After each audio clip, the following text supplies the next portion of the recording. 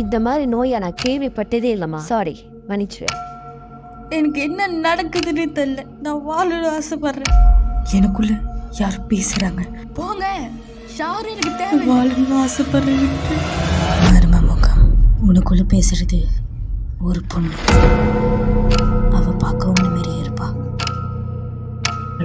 நீயும் மட்டும் தான் அந்த இடத்துல வாடுற. எங்க அம்மாவும் என் அக்காவும் இந்த நோயில தான் இறந்து போனாங்க. யாருமே இல்லாத காடு. அந்த காட்டை